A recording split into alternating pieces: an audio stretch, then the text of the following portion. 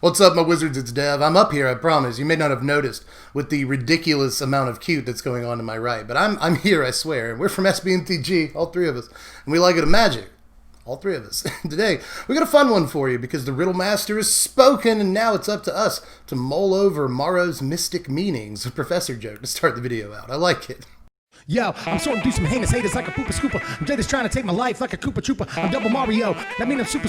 And I'm freaking dangerous like a Chupa Cabre. Got them all day like a Kanye, but I'm way better getting cheddar in Monterey. But Jack, you don't know, man. You got the show, man. You want roast beef? Well, I'm Arby's. And we're back, and I'm going to give you fair warning. A lot of this video is going to be mostly voiceover, so get as much of these cats as you possibly can into your eyeballs before we get there. As a matter of fact, here you go. I'm just going to talk. Y'all look at the cats, because that's probably going to help my metrics. But anyway, here's the deal. I want to say a couple things before we get started. First of all, and most importantly, all of this is just my opinion, man. You know, there's no information that's verified whatsoever in this video. It's all speculation, and you could interpret in so many different ways a lot of the things that Maro is saying. So if anybody out there is telling you this is definitely what he is saying, these are the cards that are going to be printed, they're not telling you the truth. I will tell you the truth. I don't know anything. I don't know what I'm talking about. I ain't no soothsayer. I'm just a YouTube man. Last thing though, actually spoiler season starts tomorrow as I record this. This video is going to be up for like 16 hours, not even a full day before the spoilers start. So I don't think they're going to preview too much on Thursday, the 4th, just in case you're keeping score. You don't have a calendar of your own. It's going to be again tomorrow as I record this. So we will know a few of the cards in the set, but we probably won't have answered all of these riddles by tomorrow morning Pacific time here in the United States.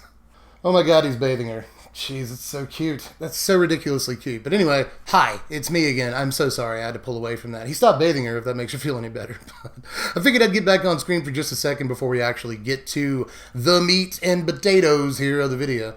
Just because I'll miss you, and I want you to see me one more time, because I know you'll miss me too. We're friends like that. But anyway, just the last thing that I wanted to say is I guess like the video, do the YouTube things. But let's go ahead and get into the stuff that Maro had said. 1. A brand new planeswalker from a plane we've already visited. Well, this could be really anything, you know, but I don't have money on these options, but I would like it to be Lorwyn or Shadowmoor. I just really like those planes. So at this point, I'm just naming planes that I like, but I'm going to keep doing that. I would like it to be from Kamigawa. That would be fine too.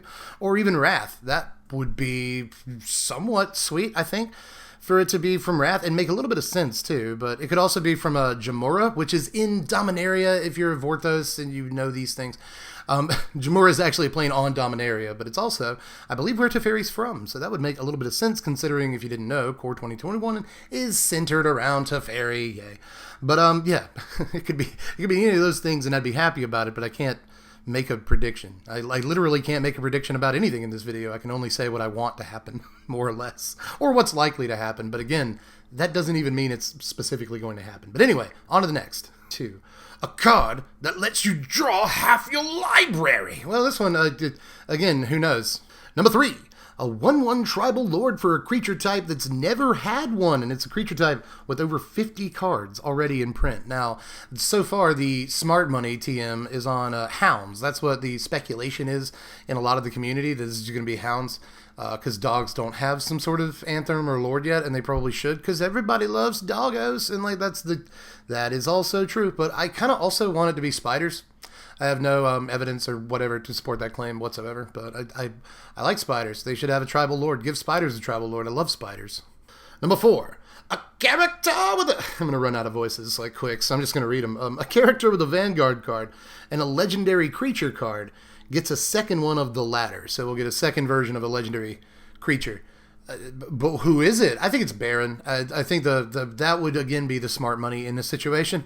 Baron was Teferi's teacher. It's got a Vanguard card. It's got a legendary card, and it would make sense in a Teferi focused set to have Baron. But it could be like Karn or something too. I guess I would like it to be Baron the most. So I'm going to say it's definitely Baron. Again, it's not. I'm not saying it definitely is, but I bet it is. Number 5. A card with 31 different options. That seems crazy. It's a modal spell. It's very, very likely a modal spell. If they do it some other way, I will be wowed and amazed at the ridiculous depth and design of Magic the Gathering, but I'm fairly certain this is a modal spell. Number 6, a card that gains all activated abilities of a certain subset of cards in a place it's never done before. That sentence is dizzying to some people, but basically cards that, for instance, would gain all abilities of creature cards that are in your graveyard. You know, stuff like this already exists, but some zones that don't already exist that work with this kind of ability are Library and Hand. It would be pretty insane and nearly impossible, in paper Magic at least, to verify what all the abilities in your library are. So I really doubt it's that, but you know, Magic's been pushing that digital frontier for a while now, and so like the game could, I guess, determine what's in your library, but that seems like they wouldn't print it. So I'm gonna say that it's, you know, it works off of the abilities of the cards that are in your hand somehow. Number 7, an interesting one, well, they're all interesting, but specifically quite more interesting one, to me at least, is a card that uses a non-evergreen named ability over 20 years old. Now, again, smart money, Vegas money here is on phasing, because this is a Teferi set, but like at some point, you can't just say that for every one, right? Like every single one can't be Teferi focused, but it could be like phasing, they put it on a card or 2 or 10. It could be, although phasing was like a notoriously unfun kind of ability that's slightly confusing to some players, not to all but to some. So I don't know if they bring back phasing, but it would make a little bit of sense in a Teferi focused set. But if I'm talking about things I want it to be, it's either Shadow or Buyback, both of which are from Tempest Block. I think that Buyback would probably actually like create some issues, especially depending on what they reprint with Buyback, because Buyback is a ridiculously good ability. So there's always that to worry about, but Shadow would be cool to see as well. I've missed Shadow. I think it's an awesome ability there. That's all. Number 8, a card with the words Battlefield, Cast, Creature, Converted Mana Cost, End of Turn, Exile, Graveyard, and as well as Mana Cost. Now, this is probably just that modal spell we were talking about, so probably, again, if they do it some other way, then I'll be like, wow, but it's probably the modal spell. Number 9, an aura inspired from a cycle from URZA's Saga block. Now, this could be some things, but what I'd like it to be is an aura inspired by the Hidden cycle. That's what I'm thinking. This is Hidden Spider. We talked about spiders earlier, so here's another. See, why don't you just reprint this card? We have more spider support. Maybe I just like saying spider support. It's a good alliterative term. But either way, I would like it to be based on this. You know, your opponent does a specific action, and the aura comes to life somehow, or does something other than just give the normal boosts that it normally does. So that might be cool. You know, when your opponent attacks, the aura gives your creature an extra boost of some kind, or an ability maybe. So that would be kind of cool. I could see that. Number 10, a non-evergreen enchantment subtype returns. Now, the big speculation on this is probably Shrines, because we just got Shrines in Historic Anthology, and so they're introducing players to Shrines so they can put them in Standard, and they like to do a lot of, you know, congruent marketing like that. You know, it's all good arguments. I could see it being Shrines, but it could also be Curses. That's a non-evergreen. At some point, we're just going to list all the non-evergreen enchantment subtypes. So it could also be Curses, and I think Curses are specifically good for a core set. Don't ask me why I think that. I don't actually know.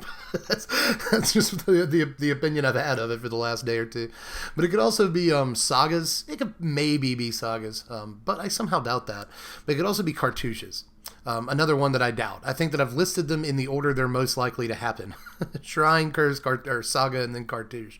But if it were Cartouches or Sagas, I guess I'd be happy. I'd be happy about any of these, to be honest. Number 11! Core 2021 also has a number of fun reprints, including a popular character first introduced in flavor text. Well, this could be Baron again.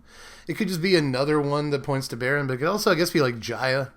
Could be Jaya, could be Ugin, first mentioned on Ghostfire, so there's definitely some things it could be, but like, this could just be another one for Baron. I really want Baron to be in this set, if you can't tell.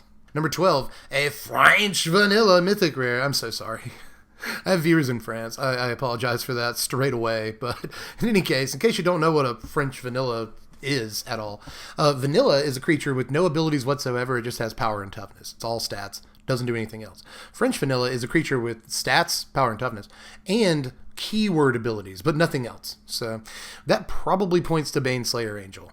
Could very likely be Baneslayer Angel, because there's not a whole lot of other French vanilla mythic rare creatures that you can think of right off the top of your head, and it would be pretty hype to reprint Baneslayer Angel. So that's my and many other people's guess on that. Number 13, a popular aura that started as part of a cycle. Now, this could be Rancor, and if it is, hype. Like, it would be so hype if it was Rancor. That would be so freaking good. Give a lot of help to the green-based aura decks in Standard with Season of Growth, Paradise Druid, and all that. Cetessan Champion, whatnot. And that would just be so great. It would be so great. But I think it could also maybe be like Armadillo Cloak or another thing like that. I believe those were part of an aura cycle. But I would be pretty happy about those as well. bring on Armadillo Cloak.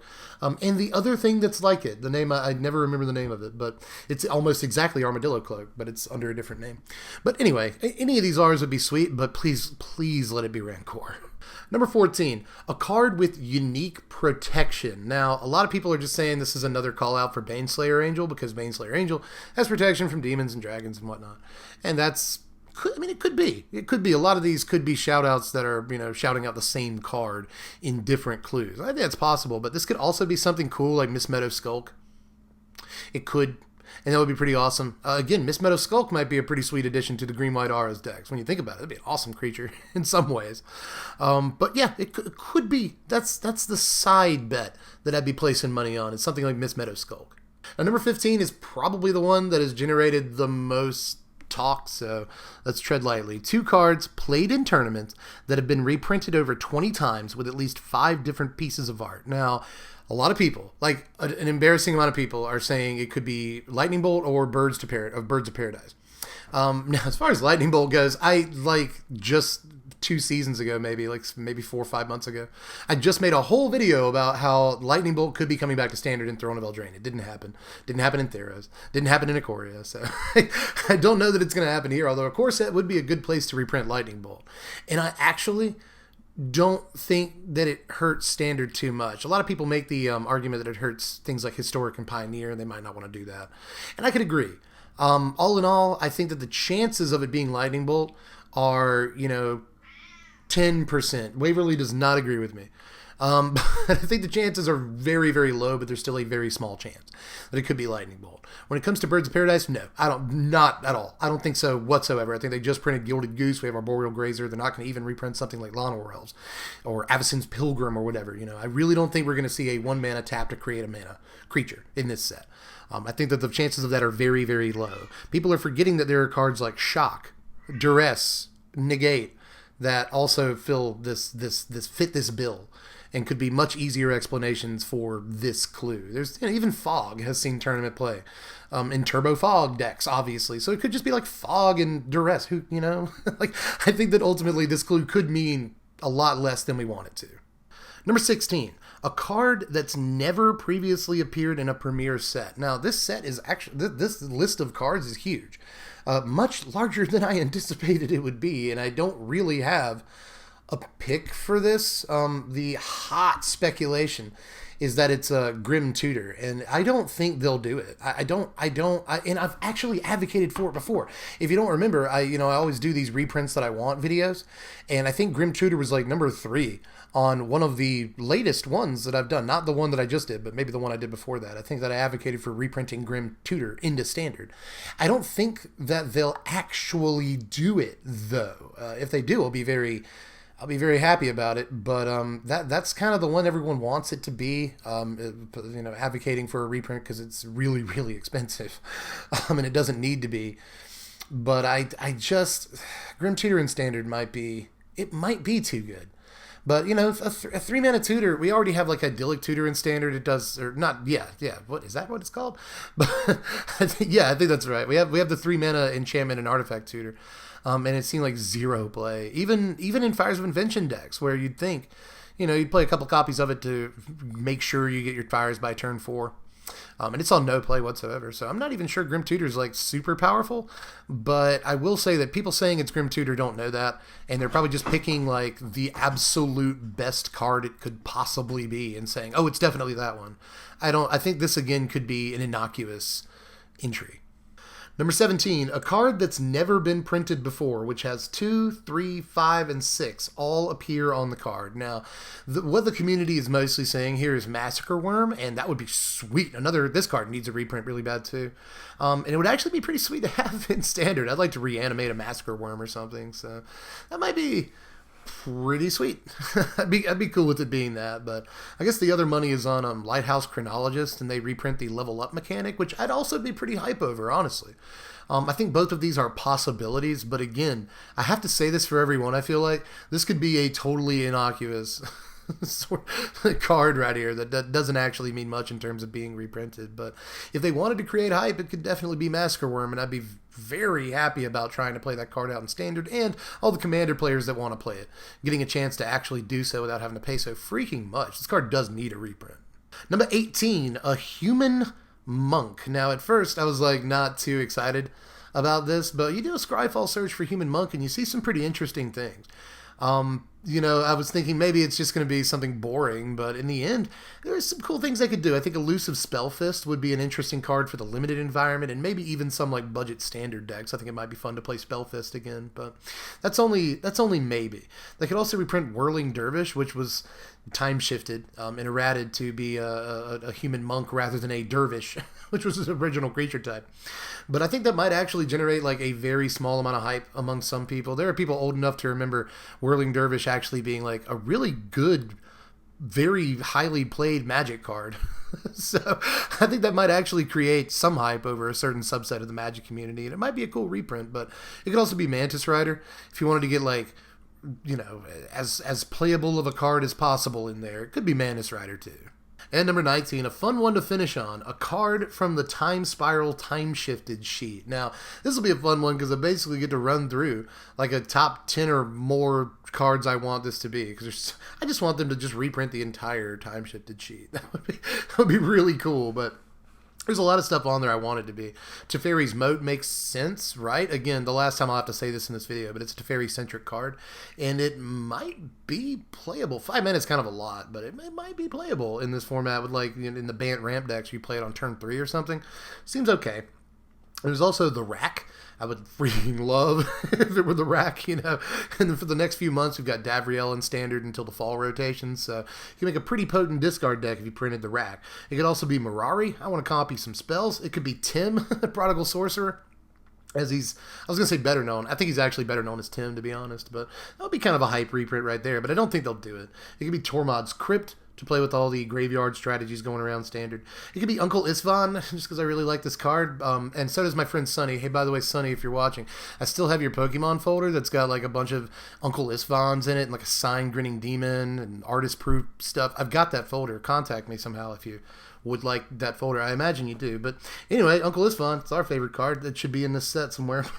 It could also be Valor, and they could just reprint like all of these. You know, Wonder and all the stuff. When it's in your graveyard, it gives you all of your creatures that ability. That would be really sweet.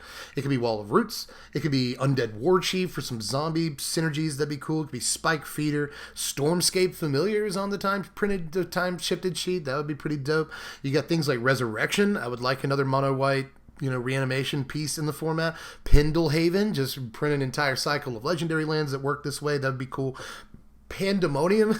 Can you imagine if it was Pandemonium? Scragnoth to replace Shifting Ceratops when it rotates in the fall. Sacred Mesa, because I believe we have something that works with Pegasi in the format right now. Archon of Sunsgraves. We have it could be like Withered Wretch, possibly. There's just a million things that this could be. Although I think Withered Wretch is probably too close to Dax, or what is it, Timoret, to see play. Like, we already have a card probably better than Withered Wretch, so who knows.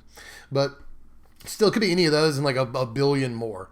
So that was fun. That was a fun exercise. Just give you my like top 25 or whatever that was cards I hope this is. I'm back. They're still being adorable, by the way. They're always being so adorable. Two sleepy babies. But anyway, that is all the things that I have to say for this video, except for, again, the obligatory call to action. They tell you in YouTube school you're supposed to do that. The creator program, they're like, hey, do a call to action. What that means is I'm supposed to tell you to like the video, subscribe, and do all that stuff. But, like, you know to do it. You know to do that. A lot of you already do it or have done it in the case of subscribing. So I guess if you haven't, then, like, do it, you know. Of course, that 2021 spoilers start tomorrow. And I'm going to be back on camera talking about those. And I imagine, this isn't a guarantee, but I imagine they'll probably not preview too much until Monday, and then they'll like really get down to it. And that will be all over that mess. So make sure you're subbed to the channel and bell for notifications, blah, blah, blah. Also, you can check out the Patreon to pick out what content we even do on this channel in the first place. $1 a month is all I ask, and you'll be helping out tremendously because it's like the only actual income stream that I receive at this point. So thanks Patreon. So thanks patrons for keeping me afloat. And yeah, we're gonna have a good old spoiler season, and hopefully all of these will be correct, or maybe all of them will be wrong in interesting ways. That would also be cool. But anyway, I guess I'm done. So catch you guys later. I'm Dev from the Place. Thanks for watching, my wizards. And now, more than ever, but always, no matter what, spread love and be kind.